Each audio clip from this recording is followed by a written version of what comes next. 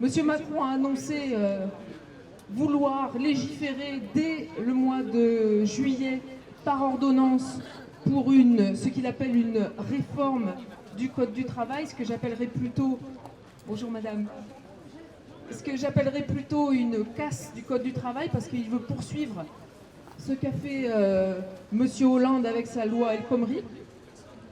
Et nous ne sommes pas d'accord avec cela, parce que nous considérons que ce n'est pas la bonne solution pour répondre aux problèmes qu'on a. Je vais juste prendre un exemple. C'est l'exemple de la situation de l'entreprise GMS de la Souterraine.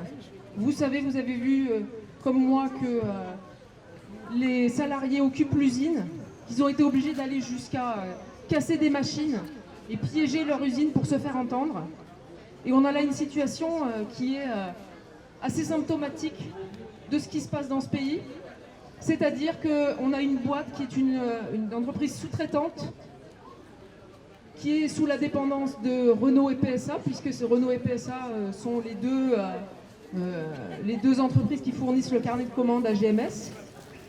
Et là, les salariés de GMS attendent que Renault et PSA se mouillent pour donner du travail, pour que cette entreprise soit sauvegardée et pour que les 283 emplois soient conservés. C'est important, c'est le deuxième employeur privé de la Creuse. Cette entreprise ferme. Eh bien, c'est un désastre pour le territoire. Alors pourquoi ça nous concerne pour les élections législatives? Eh bien, parce qu'il y a des choses à faire pour sauver cette entreprise. Renault et PSA sont des entreprises qui font des bénéfices. Leurs bénéfices ont explosé l'an dernier. Les patrons de Renault et PSA sont pour le moins très bien payés. Carlos Ghosn, patron de Renault Nissan aussi, touche 15 millions d'euros par an.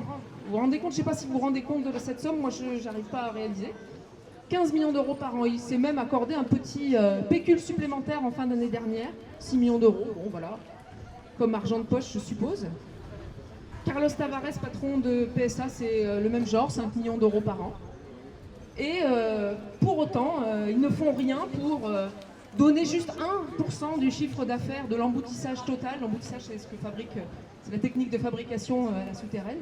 Ils réclament 1% du chiffre d'affaires total de l'emboutissage en France, et même ça, on ne leur donne pas.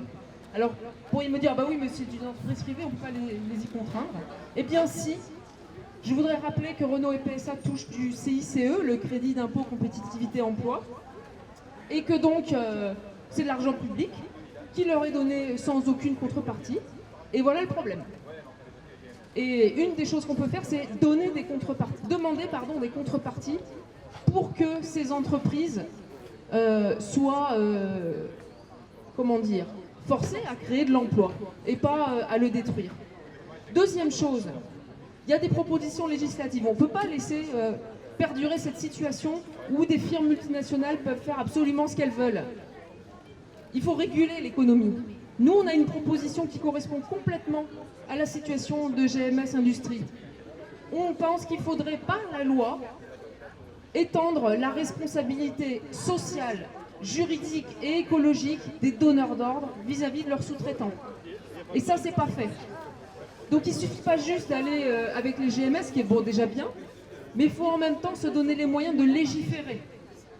Troisième proposition, il faut empêcher le dumping, c'est-à-dire le fait que les entreprises jouent de la mondialisation, du fait qu'il n'y a aucune barrière économique, notamment au sein de l'Union européenne. Il faut empêcher que les entreprises jouent de cela pour pouvoir aller faire produire ailleurs moins cher ce qui peut être produit ici. Et donc, tout cela, ça se fait par la loi. Donc ça se fait par la loi, donc ça veut dire que ça se fait par des députés. Donc si on veut résoudre le problème de GMS Industrie, eh bien il nous faut une majorité France Insoumise. Parce que ce n'est pas la majorité En Marche qui va faire cela, puisque M. Macron a annoncé tout à fait le contraire. On peut se doter d'une majorité qui transforme réellement les choses dans ce pays.